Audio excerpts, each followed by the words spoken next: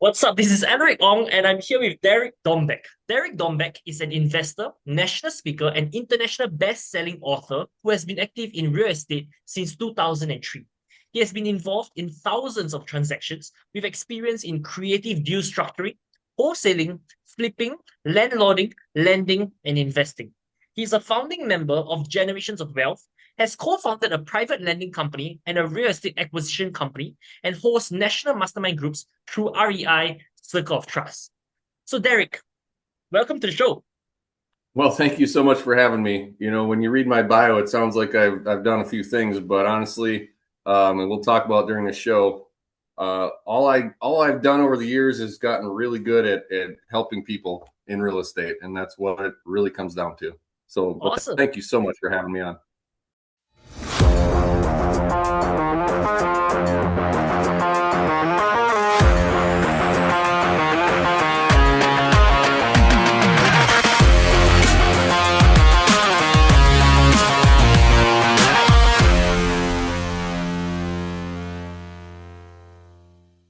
So, you started in real estate back in 2003. So, what first drew you into this business, and what did those early days look like for you?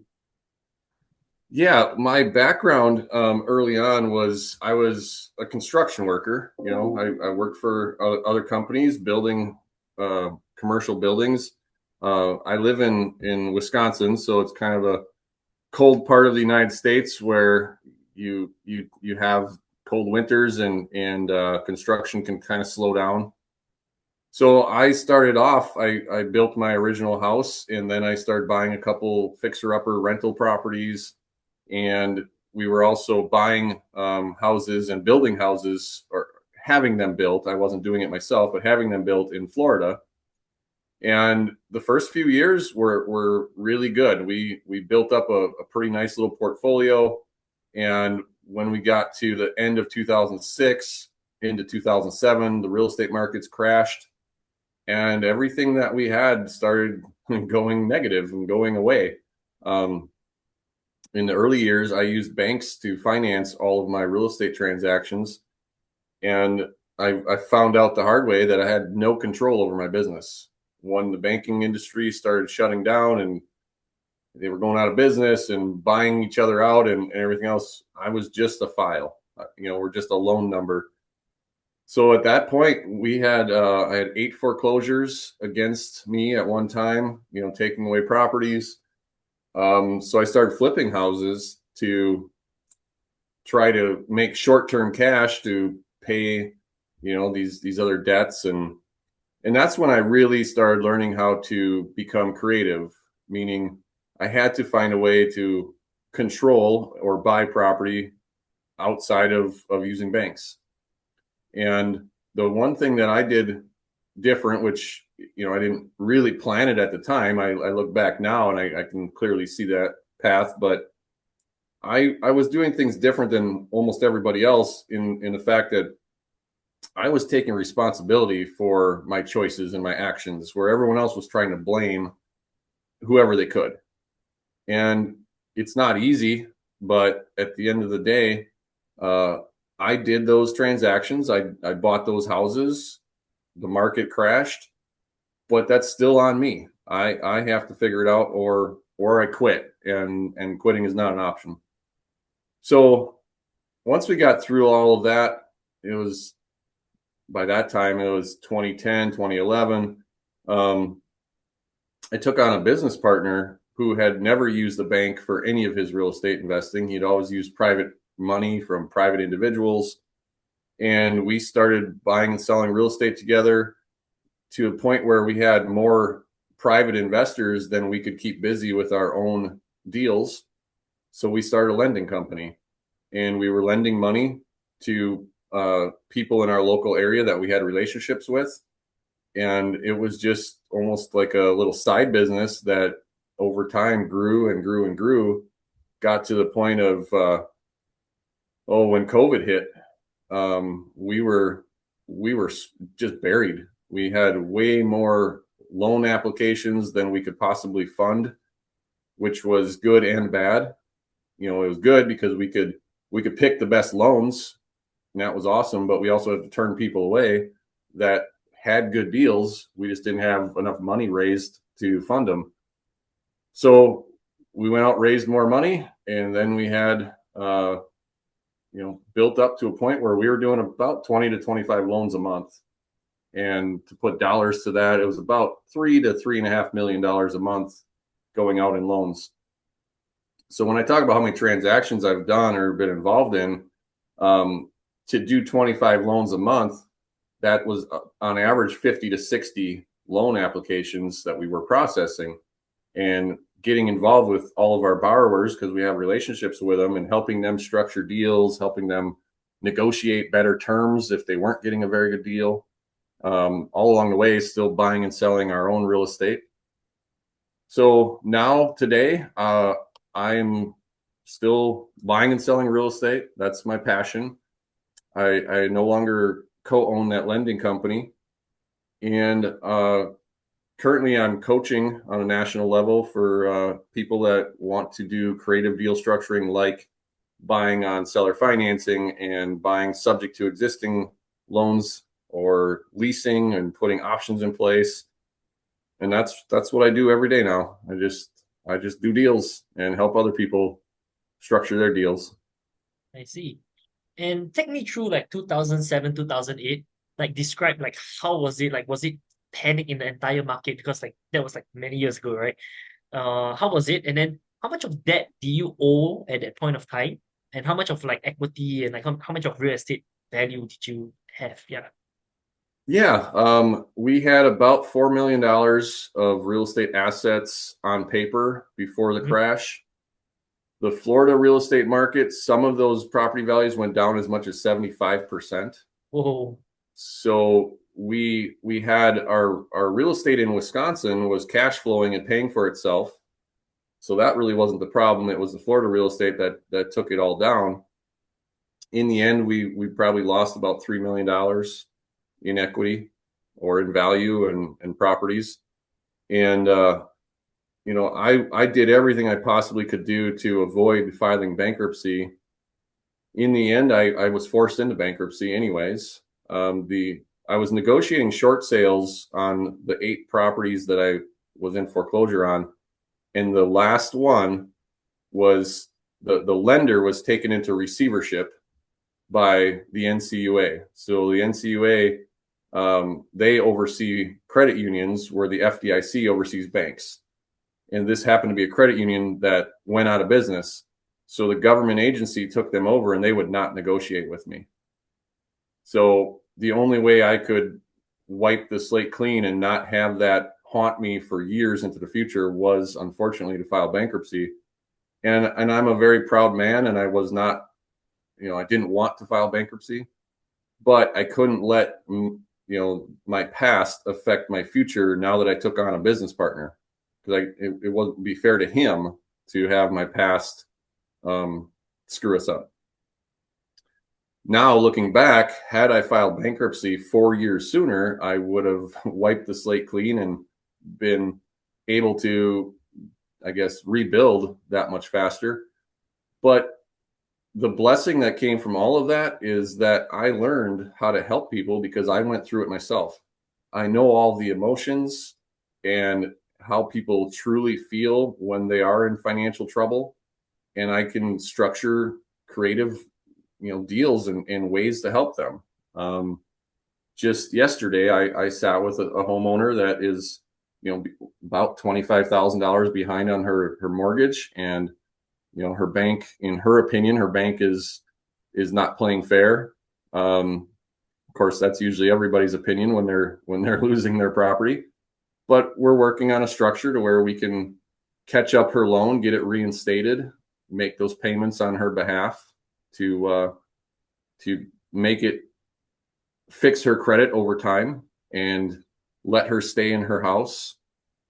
There's multiple ways we can do it, but the homeowner has to be also willing and able to follow through on those agreements as well. And so, yes, that structure would allow her to stay in her home as long as she can make her payments to us. If she can't, then unfortunately she still will have to move out. But she's not going to get foreclosed on, and she's not going to lose all of her equity. So Awesome. Can you tell me more about like bankruptcy? Because most poor people are very afraid of bankruptcy. They're very afraid of debt. You know, they think like debt is the worst thing on earth and all that. But when I've known a lot of I've known a lot of bankrupt friends who live like millionaires, who live a still pretty good lifestyle, even though they're bankrupt on paper, you know? So tell me, how is it like being bankrupt? And like, is it that bad as people think? Like people think it's like the end of the world, it's game over. How's bankruptcy actually? Yeah. It it's not fun. I mean, emotionally, it's a lot of sleepless nights and a lot of worry. But in the end, bankruptcy protection was put in place for a reason. And, I did everything I could do. Even when we filed bankruptcy, we didn't wipe out all of our debts. There, you have the ability to declare which debts you want to wipe out, which ones you don't. So we didn't wipe out all of our debts with our local banks that were working with me and willing to communicate with me. We basically wiped out the banks and the NCUA and some other lines of credit who weren't willing to talk to us and work something out. And yeah, it sucks. There's no better way to put but when you go through that, and it's about 7 years after bankruptcy that it affects you. And after 7 years, it falls off of your credit report. But the best thing you can do after a bankruptcy is start using credit as soon as possible. Again, it's going to be expensive, but you have to reestablish the fact that you can and will pay your debts. And so it took about a year and a half for us to get our credit built back up. And, the first thing we did was we bought a car, and it was on payments. It was very high interest.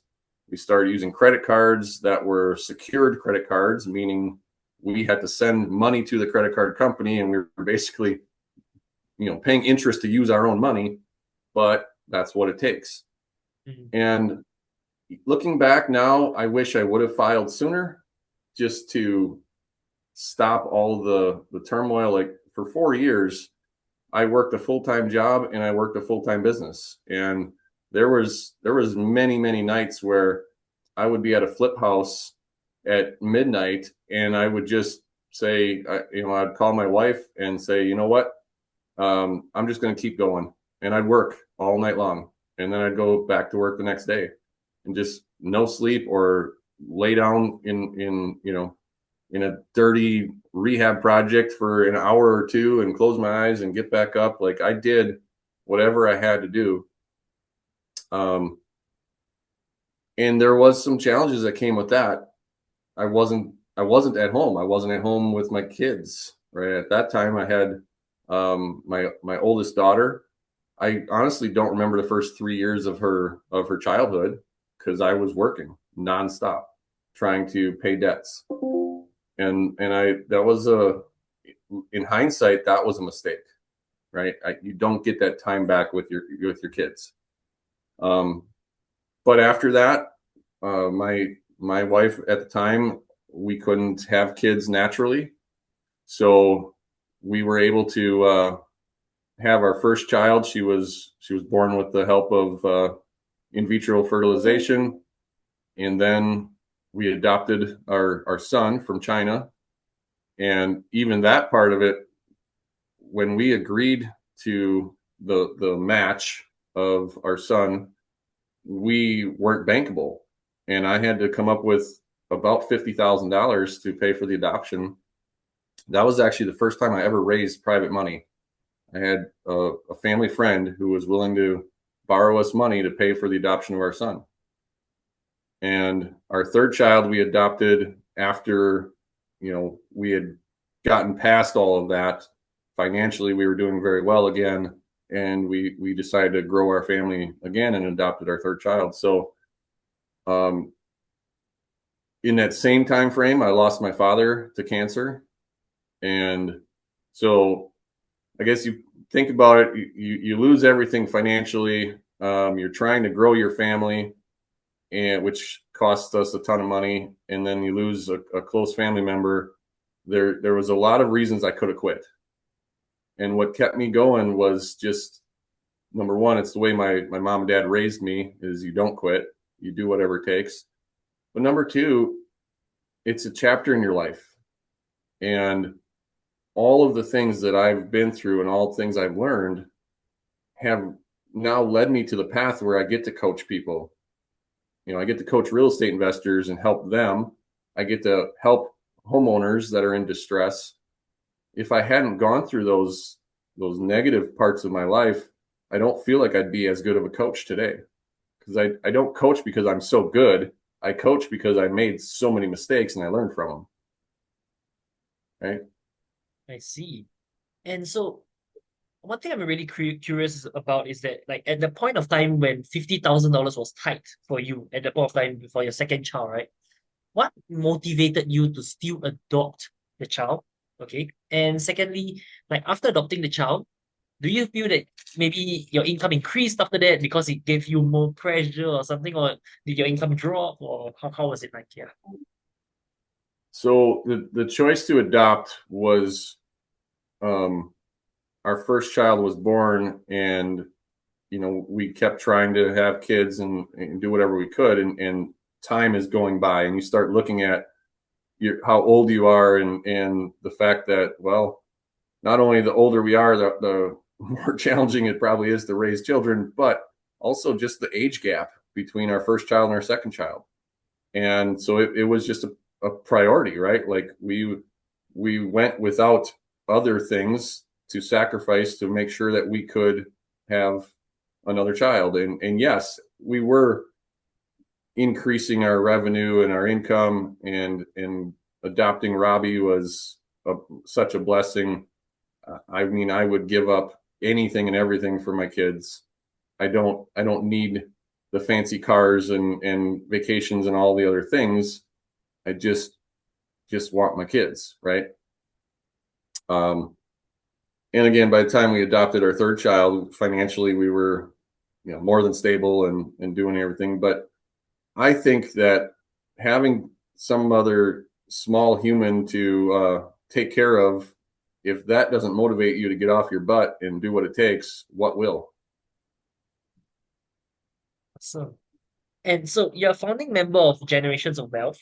What does generational wealth mean to you beyond just money? Yeah, and it actually has very little to do with money. The generations of wealth, the way it started was, number one, we got introduced through a mastermind that I belong to this thing called vision, and figuring out what the vision for your life is personally, first and foremost, and then building a business that supports that vision, doesn't take away from it. So the way I describe it is, if you look at your perfect day and then your perfect week, what would that look like if time and money were not a factor? Okay, what would you do? And so I would say, in my vision, well, I want to spend time with my kids when they get up in the morning before school. I want to be there for them. When they get back from school, I want to be there. I want to be, with the spouse or the girlfriend or boyfriend, whatever it is in your life, and actually have a relationship where that matters. That's not just transactional. And most entrepreneurs do it the way I used to do it, which is, I'm going to work nonstop or 7 days a week, 6 days a week, to build some massive business that someday in the future I'll be able to enjoy. Except someday is not promised. And I learned that lesson when my father passed away. My dad passed away of cancer at 64 years old, and he didn't get to enjoy retirement. He didn't get to enjoy the someday. So I want to have a vision where I'm living my life the way I want to now, and then have a business that supports that. So if you figure out what your perfect day and your perfect week look like, you may only have 20 or 30 hours a week or less to actually run a business. Now it's time to design a business that fits within the time you have left, instead of working 50, 60, 70 hours a week and only having a few hours a week to spend with your family or do the things you want to do in your life. So my mantra at Generations of Wealth is live your vision, love your life. Okay. And when you are living your vision, um, just the nothing should really feel like work. If you're doing something you enjoy, it shouldn't feel like work. I don't I don't get drained when I have to wake up in the morning and say, "Oh gosh, I have to go to work." I wake up and say, "I get to go to work. I get to help people today. I get to be on an awesome podcast today and spread my message." Right? It's a joy. And so Generations of Wealth is all about financial wealth, time wealth, physical wealth, spiritual wealth, all encompassing. And that's what I promote. Awesome. So maybe you can share with me, like right now, what have you achieved in terms of like how many millions in real estate you own from being bankrupt all the way to how you are today? Yeah. Well, part of why I don't have the lending company with a business partner anymore is vision as well. Jeff and I had a vision for what we wanted our real estate acquisition company and our lending company to look like. And after 10 years of business partnership, our visions changed. And we both acknowledged it. It's so like when we decided to no longer be business partners, it was very amicable. We're still good friends to this day. And the mistake that I made or that we made was we built up a really big lending company and we were making a ton of money, but the bigger isn't always better. So the more loans we did meant we had to have more staff, and it just brought on, more stress because now you have staff you have to pay for. That's monthly overhead that you have to cover. And of course, there's peaks and valleys in every business. But what you don't build up in the lending business is assets. You're only as good as your next loan and your last loan. Loans pay off. Now you have to go redistribute that money to keep making money. So there was a pretty long period of time where we were just flipping houses and we weren't keeping them. And I wish I would have kept a lot more houses. If I would have kept 1 out of 3 that we sold, things would be a lot different. So my holdings are not anywhere near where I would like them to be. At this point, I am starting to get into bigger transactions. I'm working with another guy on a redevelopment of a resort. We're not closed on it at this point, but we're putting together this syndication, raising money for it. That's going to be basically wiping out this waterfront resort and rebuilding 18 to 20 new houses as condos. That's a current project right now. And I've got a couple other flip houses going on, but I'm really trying to hold more. And the rental properties that I do hold today, I typically don't want just rentals. I buy a house and I put somebody in on a rent to own, and I make them a homeowner in 1 to 3 years, which I really enjoy that because I don't have nearly as much management of the property, but I get premium rents. I get maximum value for the property when it does sell, and they get to become a homeowner. So yeah, it's not a straight answer to the actual dollar amounts, but that's the goal. And so when you were lending $3 million out a month, right?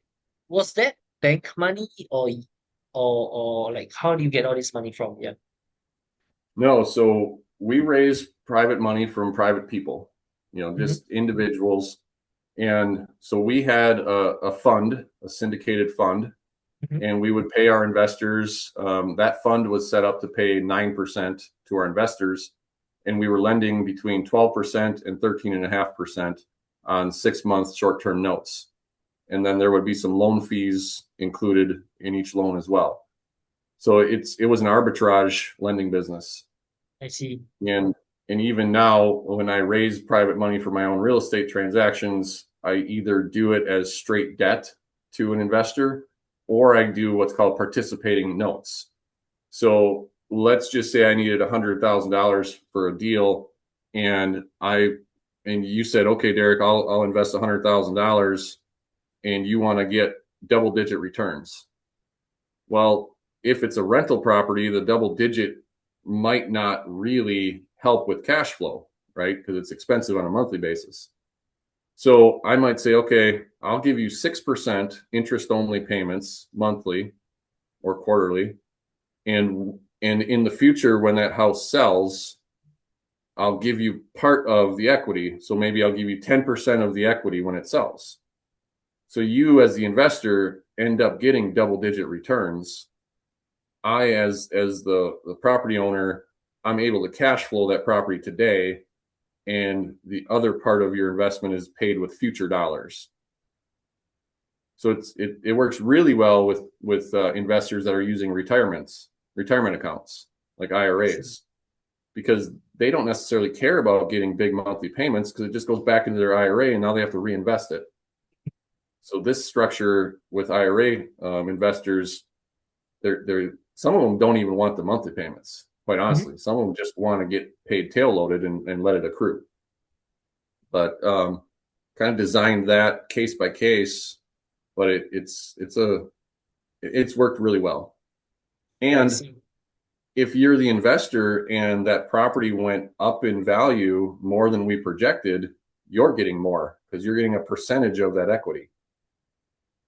See, I like the way how you structured deals like creative financing. Maybe you can share with me another strategy that you created or something. Yeah, absolutely. I also like using what's called straight options or just options. So I have one right now that I've held for 6 years. There was a property owner that was losing his house because he didn't pay his real estate taxes. And we were right down to the last day. I mean, I literally had to go to the courthouse with cash and pay his taxes for him. So he gave me 10 years to buy his house at an agreed upon price. I paid his taxes. I don't own the house. I don't have any debt. I don't have any insurance or taxes I have to pay or maintenance, but I have the right to buy it anytime within that 10-year period. So because my purchase price is locked in on what we agreed on 6 years ago, if I don't actually exercise my option and choose to buy it until the end of the 10 years or right at 9.5 years, I'm gaining all that equity. Okay. So options work really well when you're helping a homeowner or a property owner that has maybe 10, 20, $30,000 of challenges, whether that's, they're behind on their bank loan or their real estate taxes, or maybe they had medical bills, maybe the house needs some repairs, like maybe it needs a roof or siding or windows and the homeowner just doesn't have the money to do it. Okay, I'll pay $20,000 to have your roof replaced in exchange for an option to buy your house in the future for whatever we agree to. And so they still get to keep the house, they still own it. They now have the roof that they needed, and in the future I'll buy it. The fun thing with options though is most of them don't actually get exercised. Most of them get renegotiated. Okay, so Alaric, if you agreed to sell me your house for $100,000 and I gave you $10,000 for whatever reason, you needed $10,000 and I've got 10 years to do it. You may say to me, well, Derek, I don't really want you to buy my house at least for the first 2 years. So we say, okay, great. I'll give you 2 years to buy my option back. Mm-hmm. And if you don't, then I've got the next 8 years to buy it for the $100,000. By the way, the money I already gave you, the $10,000, that comes off of the overall price when I I buy see. it. Okay. So let's say 2 years goes by and you call me up and you're like, I can't buy your option back, but I still want to keep my house. Okay, now it's time for a new negotiation. What is See. it worth to you to get more time? And can we come to an agreement? Mm-hmm. Right. The other thing with options is I can trade those to somebody else, or I could sell that to somebody else. I could say, okay, I've got the option for 10 years to buy your house for $100,000. And 5 years in, your house is now worth $200,000 because property values went up, right? Well, if I then went to my friend Bob and I said, you know what, Bob, you've got a really cool boat. I love your boat. How about I trade you this option, which I paid $10,000 for, and your boat is worth $20,000? We'll trade even up. I'll take your boat, you take my option. We could do that, right? Or I could sell my option to Bob. I could say, you know what, Bob, there's $100,000 of equity in this property right now today. I want my $10,000 back, and I want $50,000 of that equity today. So you give me $60,000, and you now have 5 more years to buy that house for $100 with $50,000 of built-in equity. Do you think that's a good deal for Bob? Yeah. Yeah. Is it a good deal for me? Sure. I get to get $50,000 today, and I didn't have to buy the house. I just sold my option. Okay. I see. That's smart. That's smart. Awesome. And so looking ahead, what are you most excited about building next, and what kind of impact do you want to leave behind? For me, I think it's Christmas time in real estate if you know how to be creative. Sellers are not getting multiple offers. They're not being able to sell their houses as easily as the last few years. And that just gives us more opportunity and more opportunity to help people, but more opportunity to buy properties creatively. And for me, I've done single family houses for the most part, as throughout my career. Um, they're boring. They're just boring. That's the best way I can put it. I want to be doing larger deals. This development deal, I'm really excited about. Looking at buying RV resorts, other type of resorts like that, for either to improve the actual resort itself and increase cash flow, or to redevelop. That's what I want to do moving forward. I've been coaching on a national level here for quite some time now, and I've got students all over that I just love helping them with their deals. So I definitely see that being something I do more of in the future. But I am in acquisition mode, and I want to stop flipping stuff and do more, buy and hold. Awesome.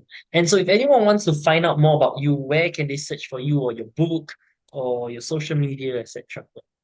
Yeah, derekdombeck.com is pretty much the easiest way to find out anything I've got going on, or links to anything I've going on.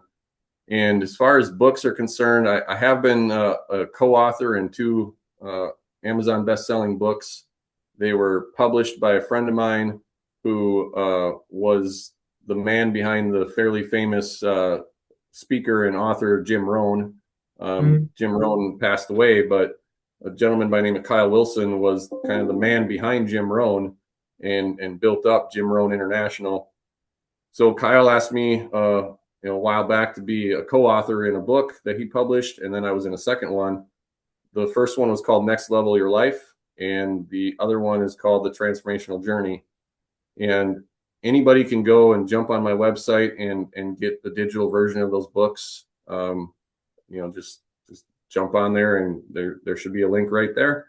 And hopefully that gets you some inspiration. All of the authors basically had a chapter talking about their journey and what happened in life. And it's really not just real estate investors. There's a wide array of authors. So that was an awesome project to be a part of. So that's awesome. Yeah. I'll put the link in the description, and make sure to check out Derek's stuff. DerekDombeck.com. Okay. All right. Thank you so much, Derek, for being on the show. I really enjoyed this interview. I learned quite a little bit about the creative financing you did and all that. And thank you for adding value to my audience. Well, again, thank you so much for having me on. And if I can ever help anybody in your audience, don't hesitate to reach out.